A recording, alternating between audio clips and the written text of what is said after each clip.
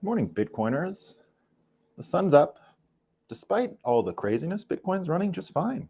We're good. We can have a coffee and talk about all the news. Smells like confirmations. Smells like confirmations. So last night we had Dave Chappelle appearing on Saturday Night Live. The guy's a national treasure. I mean, a national treasure.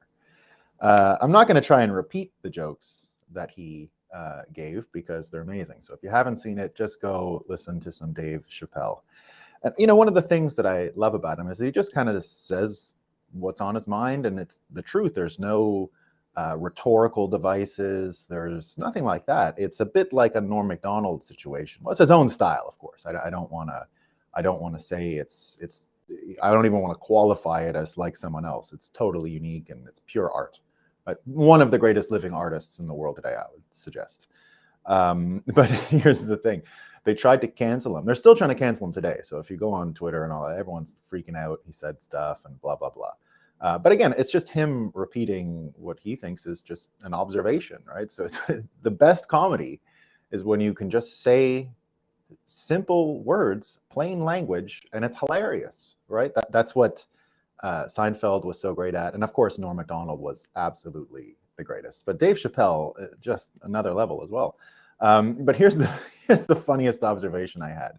So apparently the writers on Saturday Night Live boycotted the show because he was on it, right? They boycotted the show because Dave Chappelle was the host. And they meant it, I think they meant it as like a threat. Because the way Saturday Night Live works is the writers write the show, and you know, they're used to not dealing with comedians. So, you know, a Hollywood actor would come in, and whether they're funny or not didn't matter. The system that SNL used was the players, the cast of Saturday Night Live, write the skits, write the show, and then the host is just the actor and performs them. So that's generally how the thing goes, right? But this idea that they would walk off the Saturday Night Live set in order to not help Dave Chappelle make the show, like as if they're subtracting the humor from the show, like as if it's a threat, right? So, you know, when I see this writers boycotting Dave Chappelle, you know, that's the SNL writers boycotting Dave Chappelle hosting the show, as if it's going to have a negative effect on the humor level, right? That's like, you know, shitcoiners saying they're not going to host, they're not going to have their own, they're not going to hodl their own coins because, you know, they think that the system is great and they're providing security, right? Well, that's a bad analogy, but the point is, you know, just the contrast of these know-nothing, useless, dime a dozen cliche machines suggesting that their subtraction by not helping Dave Chappelle's show, you know, like obviously Dave Chappelle knows how to write his own jokes. He doesn't need the SNL writers to make funny jokes. So he had a bunch. I'm not going to repeat them. Go have a laugh. Real fun stuff. We can just use the fake news for our own laughs, right? So if you're not done laughing with the Dave Chappelle stuff, have a look at a CNBC headline from yesterday. CNBC, I mean, once again, right? We're in it for the laughs. Right? We read it for the laughs. This is in the ESG impact, right? So this is filed under their ESG investments, whatever that is, right? So I guess they're charting now in their financial news ESG specific storylines and narratives, right? Obviously. So yesterday their title is From Elon Musk to Sam Bankman-Fried, as I call him now, Bankman-Fried, right? From Elon Musk to Bankman-Fried, a bad week for market geniuses. But was it their fault? This is the stupidest thing I've read on a million levels, right? So at first it's let's associate Sam Bankman-Fried with Elon Musk, right? So we talk about tricks of persuasion, right? That's sort of guilt by association situation that you hear constantly used in the media, right? Oh, you talked to him. They had a DM, right? They're all the same now. They have within that DM taken on all the personalities and qualities of the person they messaged with, right? Like the virality of communication, I suppose. But it's not only that they're comparing Bankman Fried, who no one heard about 2 years ago, came out of nowhere, glowing like there's no tomorrow, and Elon Musk, who's been around for how long, right? So they're all the same, I guess, and here it is. But the best part was this typical fiat mentality of, oh, it's the system, it's society's fault, it's not the individuals, right? It's not Bankman Fried's fault, right? Clearly, it's the system. Well, to a certain extent, they're right? Fiat system has certainly compelled this kind of behavior. But the point of this media entity, they're never going to scratch so deep as, is it the financial system? Here it's, oh, well, they're misunderstood and, everyone else is doing it. So what are you going to do? Right? Like this whole thing of looking to skirt responsibility is how we got into the trouble we're in the first place, right? The lack of individual responsibility, the lack of individual accountability. It's how we ended up here, right? So CNBC, once again, having a good time. But what they didn't mention, and this has been a joy, right? So now everyone dunking on Elon Musk today because he's getting fact-checked by Twitter, right? He's, all these new like community responses and everything. First of all, the most amazing potential news service we could ever have is if Twitter was able to, within like a hierarchy, show the counterpoint to whatever point that's been made. So part of these community responses is kind of surfacing the best comments about statements. So what he had done was he had written the tweet. He had tweeted, "Twitter drives a massive number of clicks to other websites' apps. Biggest click driver on the internet by far," right? And then within the comments and the way it's been designed and the way the new Twitter is reacting, it came with one of these warnings. Readers added context they thought people might want to know.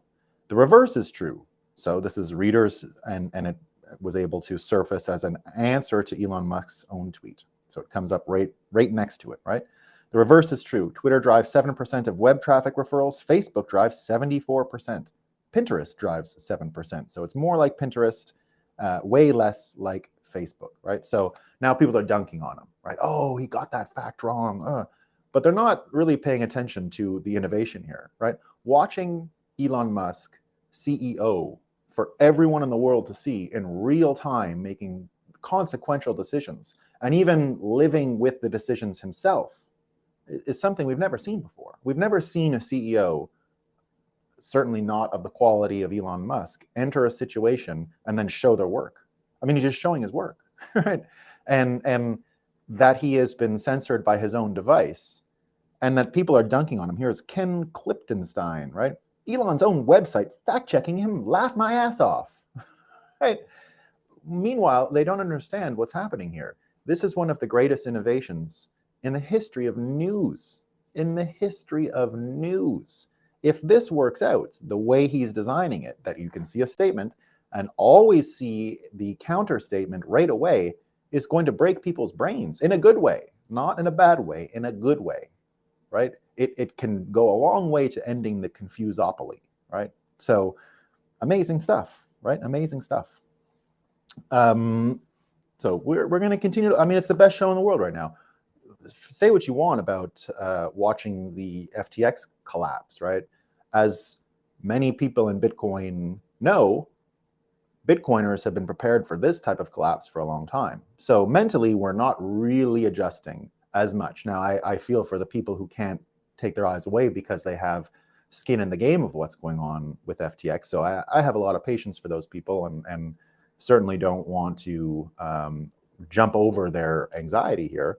But I see right now the story I'm transfixed to more than the FTX debacle is Elon Musk managing Twitter in real time. Now, it says they have got some financial trouble. I believe that, right? I believe They're coming close to bankruptcy, I think Elon said yesterday. So we're going to keep watching it, and it might fail, right? I don't know if it's going to work out, but nevertheless, watching him do this job, watching him try to pull this out is super entertaining, and I'm learning a ton just by watching him operate. The leaked audio, all those things, right? Just understanding what his appraisal of useful work is versus useless work. I think everyone has lessons to learn here, because we've chugged along a system now that definitely prioritizes a lot of useless work, and even doesn't know the difference between useless work and useful work. It's all just work. It all just gets blended in together, and no one's really accounting for it. He seems to have the clearest view on what's useful and what's not. And if he didn't have that view, I don't know if he'd have put so many rocket ships, satellites in space, cars on the road, holes in the ground, right? And then let's just take his goal now with Twitter. Now, there's the Bitcoin element, right, which I don't know enough of his plans, and I don't want to speculate too much. But when he starts talking about turning Twitter into a payments network, I mean, of all the people qualified to turn Twitter into a payments network, the former whatever of PayPal and the creator of the X app, which was the app for everything, is probably the best positioned person in the world to figure this out. And of course, we have to assume there's going to be Bitcoin involved. I continue to believe that the entire thing with Dogecoin was an attack on crypto for Elon, and that he still understands the difference between Bitcoin and the others. Now, maybe I'm giving him too much credit. I don't know. Time will tell. We'll let it all play out. But I continue to think that we're going to get a major announcement about Twitter, Lightning, whatever, and Twitter and Bitcoin. But that's just speculation. So I could be wrong. I'm like a 50-50 on that, right? I'm not super committed to him getting that right, but that's why I'm watching the show, because at a certain point around this Twitter narrative, when we start getting details on payments, all of his troubles with money goes away, I think, and Twitter, right? Twitter and money and how to make money. I guess there's this guy now, he's going around publishing all the people who bought the blue check. And there's like a list, and I guess, you know, Jesse Powell, the Kraken guy, is like number 10 or number 8 on the list of like, of what this guy called, you know, not great people that had to pay for the check mark. You know, I bought the check mark to support Elon immediately, but we found out only about 50,000 people have bought it in the past week. And at $8, that's not going to get him anywhere in troubles. That's like a day of runway or something, not even. You know, there's stuff going on, and it's but it's the most fun thing to watch, right? Definitely. So you know, all this stress, all the anxiety. Balaji Srinivasan jumped in and talked about change and when we should expect some change when it comes to the circumstances we find ourselves in, right? He says, it's very difficult to know how long sentiment will last in the modern era. The chaos of 2020 felt like a big deal at the time, barely discussed today. Same with countless other current things. So set your long-term goals and just keep steadily working towards them, right? So he's talking today about transient sentiment and things that are changing quick, things that are different. Let me just check the comments here. Morning, everyone. Sounds very woke. Chappelle is the best ever. Sorry, I missed all these comments, guys. Sorry, I didn't have the comments up. Is Musk having a solution to doublespeak through this tactic? I don't know if it's that. I just wonder if Block will be involved with it. I think so. Elon was the weakest link in the PayPal exec team. Yeah, I believe that. That's where Dorsey comes in. You can't get the check in Canada yet. Yeah, I saw that, the check in Canada. I was in Canada last week and it was being blocked from my, but if you use whatchamacallit, VPN, you can get it. I think I signed up when I was in Canada. I'm not sure. But I was in it. I saw the difference. I saw the difference between Canada and the United States as far as the app goes and knowing if you can pay for it. So, yeah, I mean, I'm a big Jack Dorsey fan as well, and definitely what he's doing with Block and all of that stuff. I think that there at some point is going to be more details on all of this, but I think that what Jack has been planning with Bitcoin and social media will come into confluence with what Elon is doing. That's just me, like what Justin said here. Weakest link in the PayPal team, executive team, well documented. Yeah, I'm not doubting that. I don't want to put too much faith in someone, right? We're not here to put all of our faith in these humans. What I mean is, I love watching the show. It's the most important, the most entertaining thing in the world. And watching him iterate, A/B test in real time on Twitter is an amazing spectacle. I don't care what anyone says, even if it all goes wrong. Just seeing it all happen and the transparency about it is enough for me to pay the $8. You know what I mean? It's a great show. Balaji comes out with this comment about change and how long will sentiment last and how long will it, how long does it take to go away? Now, what he's alluding to here, I'm going to disagree with almost entirely, because what he's actually alluding to is the sentiment around our fiat-y attention spans, right? The thing that we're not talking about in everywhere around us, every person, everything, right, is how short our attention spans are becoming. And, like I used to read tons of books before social media. I rarely read a book anymore. Not because I don't like books. I just don't have the inclination to sit down for 3, 4, 5 hours to read a book anymore, like I used to. I don't watch movies anymore for the same reason. I can't sit through a movie. Like I'm so bored with the whole narrative and this and that, that I do it far less than I ever did. Now, I still read books and I still watch movies. It's not a zero, right? But nowhere near what it was just a few years ago. It's totally changing, right? So what Balaji is actually saying here is more indicative of our tightening attention spans, which I would argue is a result of the credit system, the fiat system, consumption, overconsumption, time preference. In the end, the sort of spiritual void people have in their belly, and they try to fill with consuming dopamine-inducing images or food or other things like that, right? So Stalking the Wild Pendulum was my latest read. Oh, I never read that. Never read that, Dex. Stalking the Wild Pendulum, Dex says, was his latest read. I'll check it out. Now, we're talking about short attention spans and changing, and Balaji gets it sort of confused by saying things are just going forward and stick to what you know and don't worry about sentiment because it will get overwhelmed by the new thing, the new current thing tomorrow, and we'll forget about the last thing, right? But that's not really going through the system and finding out what's created the problems in the first place, and it's not really putting your finger on attention spans or consumption habits or any of those things, right? There have been other attempts in the past couple of days to put our current time in context and to show when change will come, right? You've got Kathy Wood with a long Twitter thread yesterday about inflation and the roaring 20s. And she says, if inflation is unwinding, as we believe, then we could be heading back to the future, the roaring 20s, the last time several general purpose technologies evolved at the same time. Telephone, electricity, and the internal combustion engine. The setup is remarkably similar. Prior to the Roaring 20s, the world was at war, World War I, and suffering a pandemic, the Spanish flu, while both had a more serious impact on the global economy. Today's combination is a strong echo that could result in much lower than expected inflation and a boom in innovation. She says, during World War I and the Spanish flu, supply chain and other shocks pushed inflation to above 20%.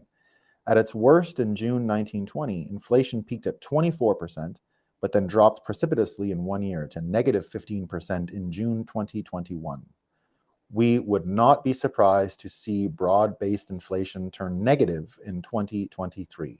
I would agree. I mean, that's a fairly accurate prediction. So what she's saying is they've overcorrected for inflation in the recent hikes, and that inflation will keep coming, will be destroyed basically by this demand destruction policy that the Fed is on, raising interest rates, destroying demand, and therefore will create this reverberation of negative inflation, which she argues will cause a boom, right? So faced with much lower inflation, this time the Fed has increased, she's going into the things here. As inflation dropped, the Fed lowered interest rates in 1921, tripping the switch to the roaring 20s. From August 1921 to September 1929, the Dow Jones Industrial just started to compound, and the liquidity was in, the cash crunch was over, interest rates were negative, so borrowing money, all that became real easy, right? So that was a pretty amazing forecast.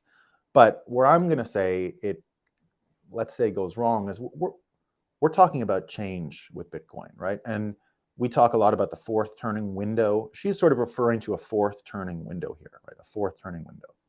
And I agree with that, right? We talk a lot about the, if you're not aware of the fourth turning, it looks like the following. It's that history is written in 80-year units of time, and those units of time really correspond to 4 generations of 20 years each, right? So 4 generations of 20 years each generation a season to itself within the full 80-year cycle. And the seasons are like the weather, right? The climate. So you have a golden summer era where, well, you have a spring where it starts, and you have a golden era in the summer. Things start to break down, things become chaotic, things are destroyed, right? So it's the 4 seasons, and then they're reborn again, right? So the 80-year blocks, if you're not aware of them, it's go from now, go back 80 years, because we're at the end, we're in a fourth turning, right? The guys who wrote the book, Fourth Turning, by the way, wrote it in 1997 and predicted 2020 accurately, that there would be something like a pandemic, and they used the word pandemic, but it didn't matter. They put it in a list of global catastrophes that would trigger it. Pandemic was amongst them. And if you look at these 80-year blocks, right, go 80 years from now, you get World War II. Go 80 years before that, you get the Civil War in the United States. Go 80 years before that, you get the Revolutionary War in the United States. Go 80 years before that, you get the English Civil War. So it's an Anglo-American frame, admittedly, in the book, but they say other cultures just calibrate it to your own marks, and you'll get the same 80-year effect, except for sometimes when you have civilizational interruptions, right? So Western contact in Japan brought big change. I'm not sure if it lined up to the 80-year cycles. It could have jumped them, set them back up. We don't know. The book is written very explicitly from an Anglo-American point of view, and they suggest you can check the work with other cultures, but nevertheless, it doesn't bother, right? It clearly states it's only going to do this one because that's what it knows, so it does it. So that's just one frame, right? The history is not a straight path. It is seasonal. It rolls over. Seasons change. You get a big change every 80 years, and entropy sets in at the minute the new cycle starts, and then those things will tear it apart years later, right? So I've done a few shows on the fourth turning. You can go have a look at them. There's the best video I've ever seen on the fourth turning is by Casey Neistat's brother, Van Neistat. And if you don't know Casey Neistat, he's like a big YouTuber, and his brother, they sort of invented YouTube videos, the two of them. And they're still huge on YouTube and have massive followings and have great production value, and the video is just beautiful, right? So Kathy Wood is talking a bit about a fourth turning situation here. That's one frame, right? But there's plenty of others, right? You get in a lot of Bitcoiners love the fourth turning as a frame for Bitcoin, right? Because the Federal Reserve entered the system, took power, became the metric of this last 80-year period, right? So that's one frame. The other frame Bitcoiners love to use, and we talk about it here as well, right? It's the 500-year frame that the sovereign individual alludes to, right? So the 500-year frame the sovereign individual alludes to, we spoke about it on October 31st, right? Because on October 31st, on our show on Halloween Day, we talked about how the Reformation and the beginning of Protestantism and the whole end of feudalism and the end of the monopoly the Catholic Church had on Europeans, the monopoly on the political church associations that defined the feudal period, came to an end, right? So on October 31st, 1517, Martin Luther started the separation of church and state, right? So a lot of people think that when Satoshi wrote the white paper, published the white paper on October 31st, 2008, that we would be, that, you know, there's a similarity, right? So separation of church and state on October 31st, separation of money and state on October 31st. So that's like a 500-year scale of looking at change, right? But all around us, we know that there's big change. We can feel it, right? You can feel it, I can feel it. We seem to be on the precipice of incredible change, not just 80-year change, maybe more than 500-year change, right? Maybe even more than 500-year cycle change. And yesterday, well, I'll give a bit of context on that, right? So you see a lot of people taking that that frame of the 500-year change and empire, and a lot of the analysis about China and America, for example, goes into that bucket. You know, when you see these, you know, the Dutch Empire, the Portuguese, and the Dutch, and then the British, and then the American, and then everyone doing the Ray Dalio, and then the Chinese, right? Anticipating what will happen next. So that's kind of in this 500-year empire thing. What's the new empire? And they will dictate, you know, global norms and global culture and all of these things, right? So there's a bunch of news on that today. I'll read it over a bit before we go into the big change, right? Big change. We're going to talk about big change. So you've got the IMF, right? And IMF coming out and warning about the US-China rivalry because it's growing quick, right? You've got NATO now moving into the South Pacific. NATO is now looking for trouble with China. And I wouldn't say the European countries that are part of NATO are really kicking and screaming for this. The German chancellor was just in China the other day trying to keep business going, and he hasn't given up on China or any of those things, right?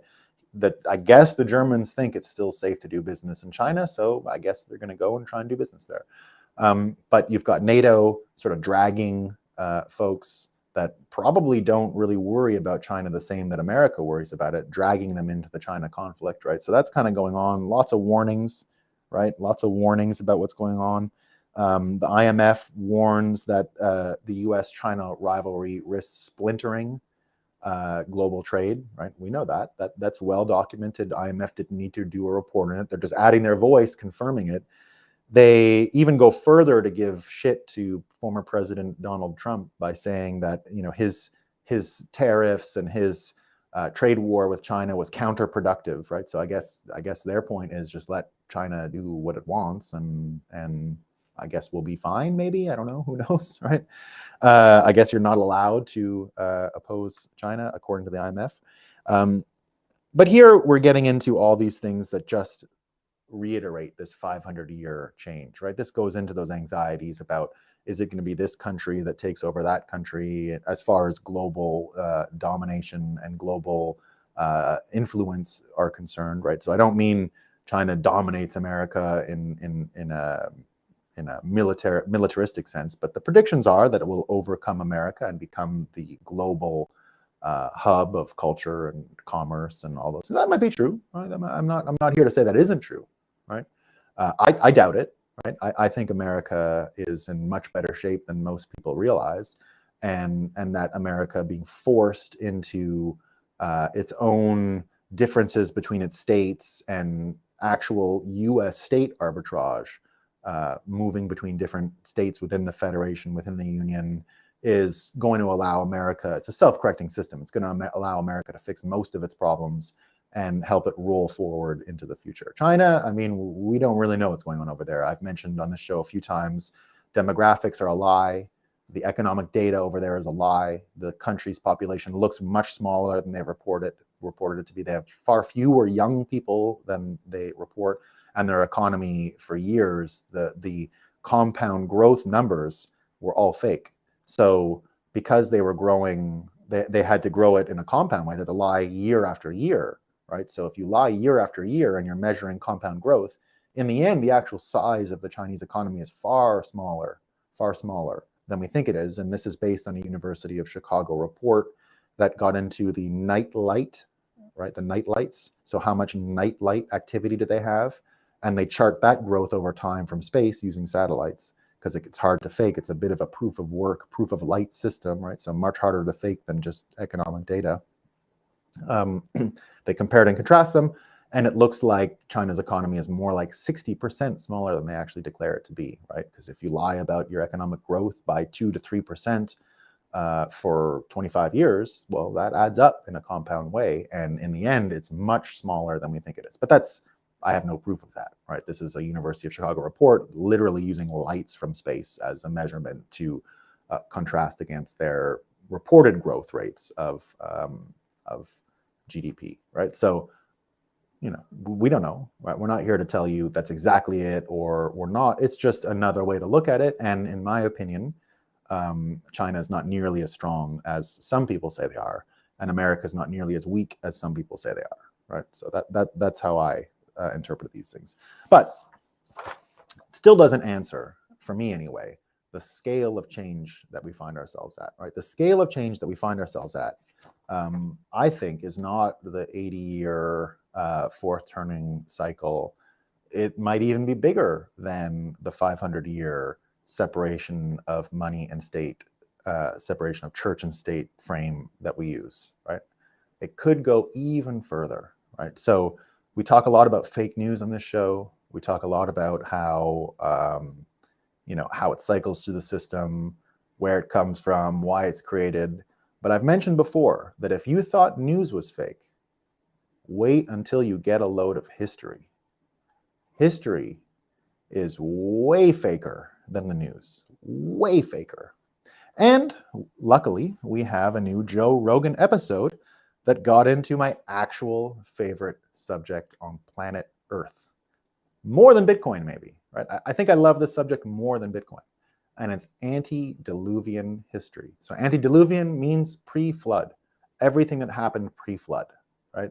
So yesterday on the Joe Rogan Experience, he had Graham Hancock and Randall Carlson. So these two guys are geologists, historians, archaeologists-ish, but mostly kind of volunteer, right?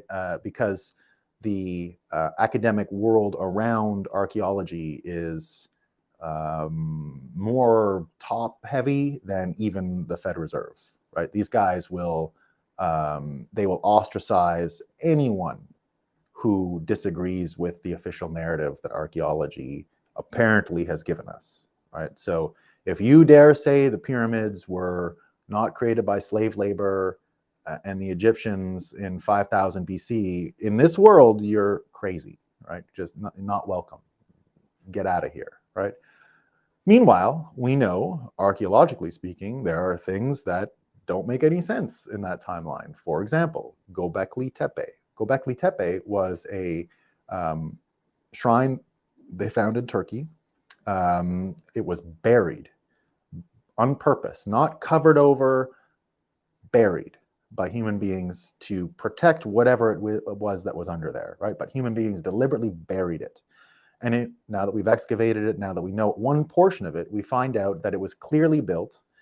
And now it's astrologically aligned in a way very similar to the pyramids in Egypt. So by astrologically aligned, I mean the Great Pyramid of Giza, the proportions of it actually are indicative of the size of the planet Earth. So the radius and diameter, I don't know exactly how to translate it, but I guess the base plus the diameter together would equal the right proportions for planet Earth if you scale it up correctly, right?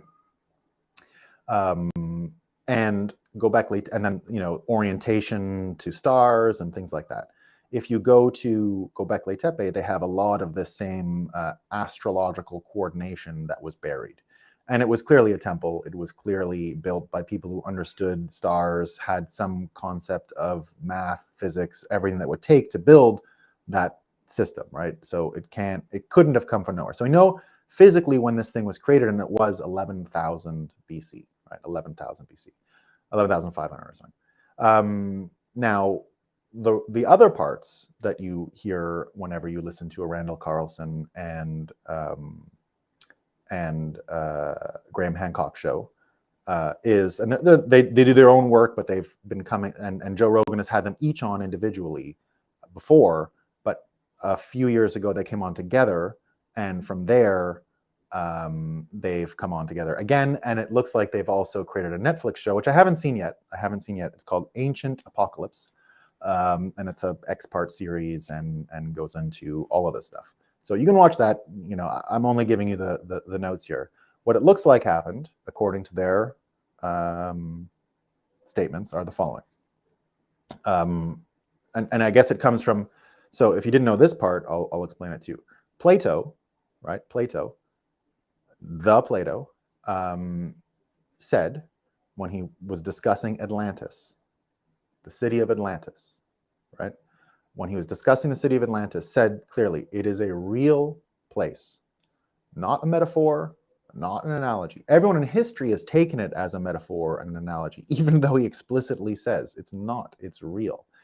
His accounting of it is the following, that Solon, his great uncle, took a trip to Egypt and the pyramids in roughly 500 or 600 BC. And when he went to Egypt, he spoke with the priests there, and they all explained to him that the world was destroyed 9,000 years earlier. 9,000 something years earlier, right? But they had a specific amount of time that they mentioned, right? That this happened. There was a great flood. Like all the people of the world have mythologies, stories about a great flood. This guy Solon heard the story from the Egyptians, who said clearly the pyramids were here before, we found them, they were built by this great civilization, and they were wiped out by the flood.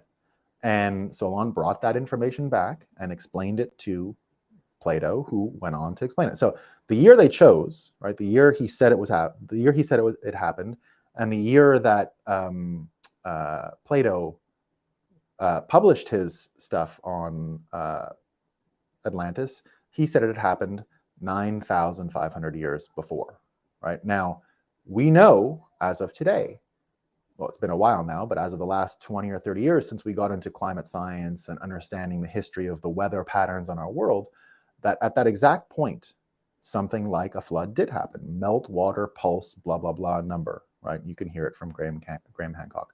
And we clearly know what happened. This was an actual huge flood that in all records, all geological records, shows happened. That's where this guy Randall Carlson helps Graham Hancock. He has studied geological formations around the world, and they all tie back to this event that happened now from here 11,500 years ago, right? So all climate records show this happening. It is the end of the ice age according to them, right? So whenever they say the ice age ended, it was around here. Now, the argument is a huge comet hit Greenland and fried the polar ice caps instantly. It was so hot and so powerful, and it just whacked into Earth and destroyed the entire polar ice caps instantly, right? And flooded the world, indeed flooded the world. And from there, all kinds of stuff went wrong, right? It probably took us about 1,000 years of misery to get out of that, right? According to Graham Hancock and everything. It was a cataclysm like the world has never known or understood. And whatever else came from that, whatever societies grew out of that, were the ones who survived and managed to make it through 1,000 years of ice and cold and misery, right? And so here we are. Now, fast forward, right? Fast forward. So this has been, we don't know what's going on in with the pyramids. There aren't a lot of people studying it, right? It's kind of closed down. But things like we've never found, you know, it was never a tomb. There were never any bodies in the pyramids. Nothing of the sort, right? Nothing of the sort.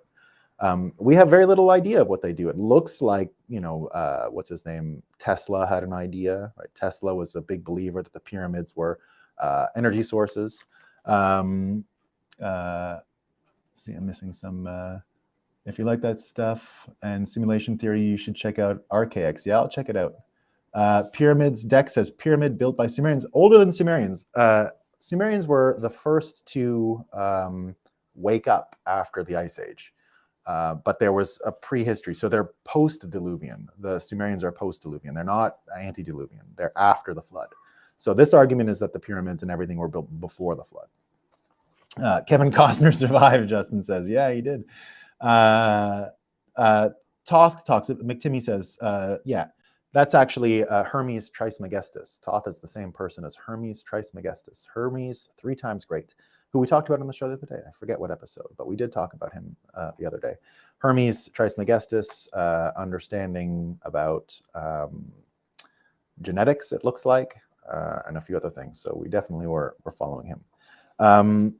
But here's the thing: the people that came out of that world, that came out of the catastrophe, if you can only imagine 1,000 years of this stuff, right? First of all, just put it in perspective. Like, you have a whole society, something smashes, and then you end up having to live in caves and on mountaintops where it's even extra cold just to stay away from the flood and all that. That's why you get the Shangri-Las, right? These places that were perhaps covered from the elements, that were high up, and you know, conceivably are where people were able to survive.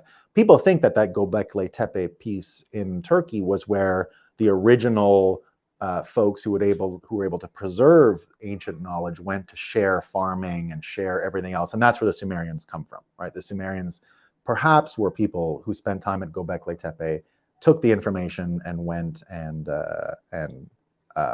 practiced it, right? So that's just one sort of interpretation. But what I think is important, and this is a way for Bitcoiners to understand the incredible time we're living in here and seeing all this stuff collapse and all this trouble, is that those folks had to do something that I think Bitcoiners are already learning. And you know, the one thing that you know, Dave Chappelle is getting criticized for, obviously the anti-Semitic stuff, right?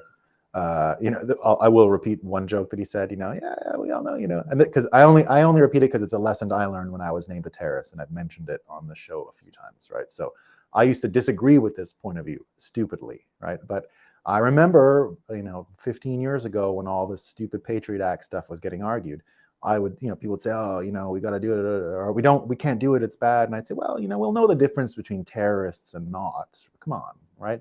People say, no, that's just a title, right? If it's Italians, it's a mob. If it's black people, it's a gang. If it's Muslims, it's terrorists. I said, no, come on, nobody's that stupid. But I was wrong. I was wrong, right? 100% wrong. I've always admitted that since I was named a terrorist, right? I had a feeling I was wrong before that, but now I know. So Dave Chappelle's joke was, you know, yeah, we all know, you know, Italians, it's a mob, black people, it's a gang. But if it's Jews, it's just a coincidence and you can't talk about it. That's funny. Come on, it's funny.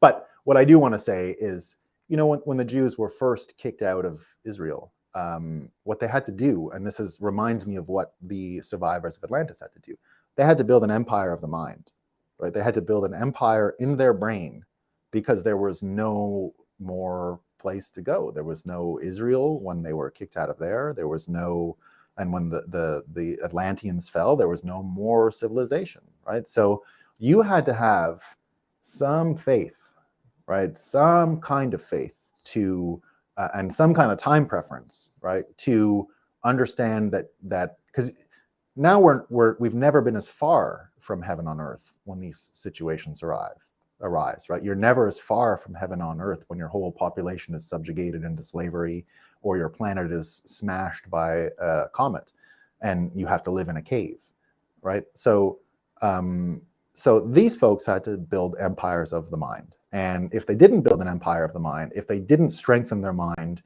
all would have been lost, right? All would have been lost. And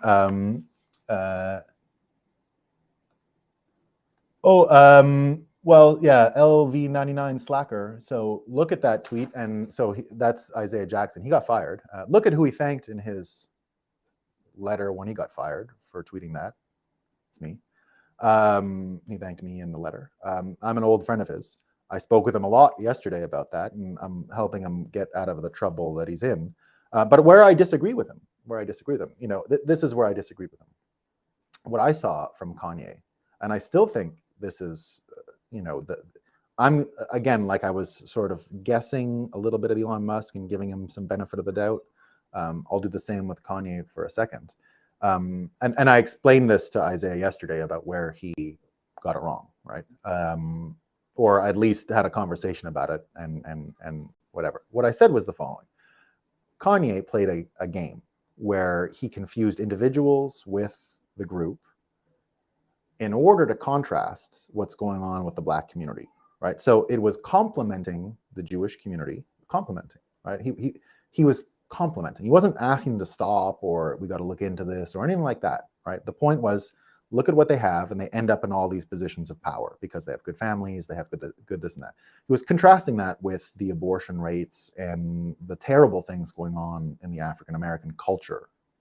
And I think the point was, it was a typical Trump move. You know what Trump always did that just, lit people's brains on fire. I saw this as Kanye learning from Trump, where you focus light on one thing, right, that just drives people nuts. But the point is to sneak in this other subject and to get as much attention for it. It's stealing energy from one thing and pushing it onto another, right? That's Trump's main thing, right? That's really what he does. He puts up a lightning rod and then shoots it at what he wants to get struck by. Kanye did that, right? Now, when I see, so the only problem with what Kanye did is that it incited, it is bigotry. I said it on this show, and I said it, it was hard to listen to him, especially in the Lex show, confusing individuals with groups, individual group, but he's playing a master persuasion game, right? He's playing a master persuasion game. Whether or not, bipolar, all that stuff, probably all true. He's totally crazy, but who isn't? That is, going to change the world and is an artist, right? Like I said about Trump from the beginning, artist. That's what made it so shocking. Artists shock, not fiat aestheticians that like beauty, right? That's not an artist. That's decadence, right? Real artists shock. That's what they do. They leave an impression on your brain. They burn things into your brain. And Kanye burned that into our brain. Now, the problem with what he said was it did normalize the generalization of Jews, right? It did. Now, I think, like what what's his name said, Chappelle, right? We're not used to hearing that, so I'm okay with it for the purposes of what he was doing. But then when Kyrie Irving jumps in, right? Kyrie Irving, it's not the same level of persuasion. I'm a Kyrie Irving fan for sure, and I respect his right, but his apology was kind of weak, and he was missing the point, right? The problem with what Kanye did, and I forgive him for it, if you will, right? Like, I'm not holding it against him. I think if you are going to take chances to change the world, some things are going to be insulting and offensive and all the rest of it, right? But he did the mistake of generalizing a group with individuals, but without the benefit of shining light on abortion in the Black community or all these other troubles, right? So in that way, he missed the mark, right? And I would say, and I told Isaiah the same thing. I think Isaiah's way out is to actually do the same, right? Like point why the generalizations are made, right? And we'll see. I mean, I'm going to help Isaiah to the extent that I can, and I'm going to be there for him. He's a great friend of mine. He'll be down in Barbados with me this winter anyway. So anyway, I just wanted to bring it up because there's a personal connection. But let's go back to Empire of the Mind and what the Jews had to do. One of the most beautiful, let me see if I can read it. I'll read it to you guys because it's the most beautiful thing I've ever read. And it's by Mark Twain. Mark Twain's my favorite writer, by the way, everyone. And this is the truth, guys. I mean, here's a quote. So Mark Twain, if you guys don't know who Mark Twain is, if you're not American, let me just tell you what he was to America and what he was to the world. So Mark Twain invented stand-up comedy. Did you know that? He invented travel writing. He invented stand-up comedy. So before he was known, the two books he's most known for are Huckleberry Finn and Tom Sawyer, right? They're like children's books, but they're not children's books in the end. They're, unbelievably insightful about the human mind and human condition. And Ernest Hemingway said, all American literature begins with a book by Mark Twain called Huckleberry Finn, right? And that truly is the case because he was the first person to write in colloquial English, normal English. Before that, all American writers tried to mimic British writers, and it sounded stupid and awful, and no one can name one famous writer from that time because they sucked. A couple of these macabre New Englanders around here, like Edgar Allan Poe, that wrote the horror stuff, and that was fine. We were a little bit good at that, but we had no literature per se. In the end, Mark Twain invented our literature, which was just normal language stuff, right? Speaking as normal Americans. And he made his name because he wrote a travel log, essentially a travel log, about a trip he took to Hawaii. And it was hilarious because it was published in the San Francisco Chronicle. Everyone laughed. Everyone had a great time. It was so irreverent. It made fun of Americans. It made fun of Europeans. It did all this stuff. But his real boost came, that was the first time. He sold tickets when he got back to San Francisco to a stand-up show. Right, to a stand-up show. No one had ever done that. There were salons at the time, like let's talk about ancient Greece and philosophy, and it was like intellectual stuff. He went and just did the most irreverent thing, made fun of that whole thing, charged for admission, had a great time, laughed his ass off. And what ended up happening was the New York Times thought it was so funny that they sent him on a boat to Europe to do the same. Now, what effect that had was the following. Until then, in America, an American who went to Europe reported back as if they were going to the center of the world, right? They went, oh, look at this, look at Europe, right? It's 18, whatever, after the Civil War. Oh, wish we had it in America. Oh, they're so great, right? He went there and just laughed at them. He was the first American abroad who didn't know shit about the history of Europe and just didn't care. And they tried to show him museums. He'd get bored. He'd laugh at them. He'd tell them all this stupid stuff. They'd bring him to churches, and every church he found had like, the old Catholic churches have things called relics, like pieces of Jesus, bones of saints, and body parts of saints, and all that. They still have them today. You can go see them. But everyone he went to said, oh, these are the nails used to hang Christ on the cross. It was like, I guess he was hanged with 55,000 nails, and he's got 18 knee bones and 18 heads, and everything was a lie, right? And he went and just laughed at the government. He laughed at everyone he came in contact with, and Americans thought it was the funniest thing they'd ever read.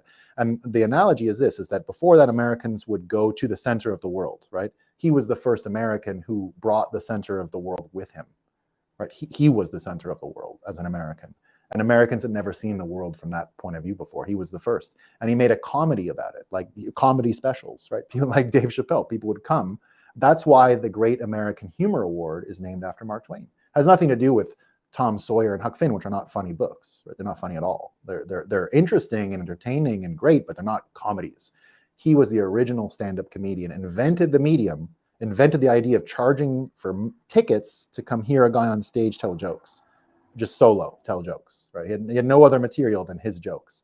And it was the funniest thing in the world. So here's his thoughts, right? Here's his thoughts on the Jews, concerning the Jews.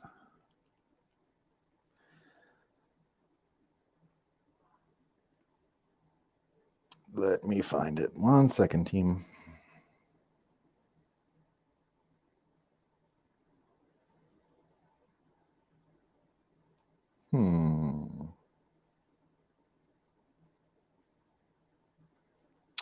Just a second.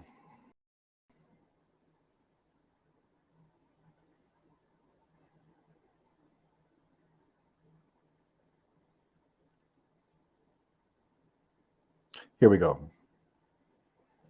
All right. So he wrote this essay on the Jews and had an interesting point of view, right? If the statistics are right, the Jews constitute but 1% of the human race. It suggests a nebulous, dim puff of stardust lost in the blaze of the Milky Way. Properly, the Jew ought hardly to be heard of, but he is heard of, has always been heard of.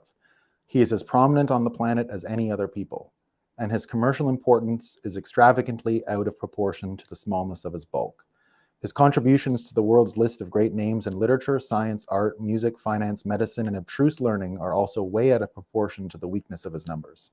He has made a marvelous fight in this world, in all the ages, and has done it with his hands tied behind him. He could be vain of himself and be excused for it. The Egyptian, the Babylonian, and the Persian rose, filled the planet with sound and splendor, then faded away to dream stuff and passed away. The Greek and the Roman followed, made a vast noise, and they are gone. Other peoples have sprung up and held their torch high for a time, but it burned out, and they sit in twilight now, or have vanished. The Jew saw them all, beat them all, and is now what he always was, exhibiting no decadence, no infirmities of age, no weakening of his parts, no slowing of his energies, no dulling of his alert and aggressive mind. All things are mortal but the Jew. All other forces pass, but he remains. What is the secret of his immortality? And that's the truth. Whether we like it or not, it's the truth, right? I think even in the Islamic faith, they recognize the special role and place in God's heart that he has for Jews, right? Punishment included, right? That's the whole mythology around it. And I read that, this is written by Mark Twain before World War II. I read this at the thing in Israel, the Yad Vashem, right, where they have the memorial. And even there, what struck me about Israel when I went in 2008 and all over the area. What struck me is you expect, because it's old, for it to feel like Europe, when you go to Rome. But when you're in Rome, it's like the oldness is contagious. Like it feels old everywhere, and the energy is kind of low, unless it's it's tourists everywhere. But there's kind of a cranky old energy to the whole place, right? Like a contagious oldness. Israel, much older, but I was surprised about the youthful vigor of the country, right? I was just surprised about the amount of young energy. It felt like it felt like California or something, right? Just the amount of young, youthful energy that was around everywhere. And I was, dealing with people from all over the place. I was in the Palestinian side, I was in Jordan, I was all over, right? Meeting all kinds of people. And it just struck me how much vitality and energy was in the area, right? On all sides, kind of, right? It had nothing to do with poverty in the end. It was just the vitality. You just felt it, right? It was like when you're in New York City and you can feel the vitality coming out of the streets, right? And you're just like, wow, this is a great place, a great energy. The same feeling I had when I was there. And what it reminds me of, to go back to how they survived and what they did, it's this empire of the mind, right? Well, what do you do to get over this stuff? You have to have the type of time preference, the type of psychological strength. Now, as Bitcoiners, we got FTX. There's nothing like a fucking comet hitting Greenland, and it's 1,000 years of misery. Like, how do you preserve things, right? How do you preserve things? Well, the answer is this, and this, I think, is the secret, right? I think it's the secret. It's called consecration. Consecration is making heaven on earth, right? The things you do on earth should make it more like heaven, right? We have an idea of heaven, and then you take certain actions in life, and it's hard to tell, right? But if you're able to make things that much closer to what we're trying to do, right, you're going to get there. And when I think of these empires of the mind and where we can go with it, I'm immediately attracted to citadels, the whole part around citadels and Bitcoin and all that stuff. And here's where I'm going with this. I think one of the biggest businesses coming up once we get through all this shit, right? Once we collapse the fiat system, once there's more FTXs, once we destroy Wall Street and all that stuff, one of the great industries going forward is going to be city propagation, building cities in a box, basically, and having a system to deploy new cities into places where they are fresh to be made. Basically, terraformation and geological engineering is what I'm getting at. And one of the most important areas we're going to go to, Now, the reason I say this is important for Bitcoiners, this idea of citadels, empire of the mind, because a lot of our imagination now seems to be, Bitcoiners are not as stressed about all this FTX stuff and price, but Bitcoiners are still thinking, as this shit goes down, our thoughts are not like, how do I save my money? It is literally, how do I further insulate myself from this trouble, right? How do I further create a new world where we don't even have to bother with this stuff? So you're seeing a lot of folks get into sort of Citadel talk right now, right? Citadel's coming, monasteries will save you, Citadels, this and that, right? Well, I continue to think that once we go further into the energy industry, once we show that we can finance nuclear reactors, you start to see how we can caravan citadels around the world. And by caravan, I mean like what people did in the old pioneering days in America. You bring your stuff and you, like the video games that we all play that are, Age of Civilizations and all those, I can't remember what they're called, but, Age of Empires, where you get resources and you do all this. But think about this, right? We've got all this desert in the Sahara. We have all this uncovered mysterious history of Atlantis. And I believe I found Atlantis. It was in, they covered it in the story yesterday on Joe Rogan, but you can go see it yourself. Go to Mauritania, right? And look up the Eye of the Sahara. It's 100% Atlantis. It's 100%. You didn't even go look at it. You won't even believe the size and scale. And it fits the exact conformity, the size and description of Atlantis that Plato gave, right? So here's what we're going to see. I believe it, right? This is where I'm heading with all this stuff. I think that once Bitcoiners get energy sources under control, once we see this civilization building, terraformation technology start to, and cities in a box and new cities and new construction work, once we see these things take off, we're headed to North Africa and we're going to terraform the heck out of it. And we're going to make it green. And we're going to find so much stuff because no one's ever spent any time there. No time. No one has spent any time in the Sahara Desert since it was destroyed, since the ancient Egyptian times. It's too inhospitable. We never went around. And I think a basic shovel is going to find some crazy stuff. Like, I think you just put a basic shovel in the ground and you're going to be picking up stuff that we have no context for, no memory of, or anything. We have no clue what happened for thousands and thousands and thousands of years. There's a huge piece of amnesia in the human mind. And that's the big thing we're about to uncover, right? It's not a 80-year fourth turning thing that we're on the brink of. It's not as big as separation of money and state is, that 500-year frame. The Bitcoiners are on an even bigger change, right? It goes back to the pyramids. It goes back to there. And the parts we don't know about, right? The parts we don't know about are what happened to Carthage, right? What happened to the actual war between Romans and Carthaginians? That's where my own personal opinion has, or my own research has sort of tracked fake history to the fall of the Carthaginians and the Punic Wars, because victors write the history books, and we've talked about it on this show before. Was the Earth flat? Was that really the way people thought? Right? Probably a psyop. Probably fake news. The Carthaginians knew it was round. They were making money off of it, and whatever happened after, right? Do you know the money the Carthaginians used? Shekels. They used shekels, and they disappeared, right? So they lost the war and disappeared, and the shekels disappeared with them. Shekels only came back recently in Israel. So you get an empire of the mind, right? And you have this making heaven on earth. So here's what's going to happen. Here's what's going to happen. Bitcoiners are going to go to places where there's no one to stop them, like the North Pole, which is a lot about what my book is about: terraformation of the North Pole, settling of the North Pole, living in the Arctic, all those kinds of things. But the desert is going to be just as good to us.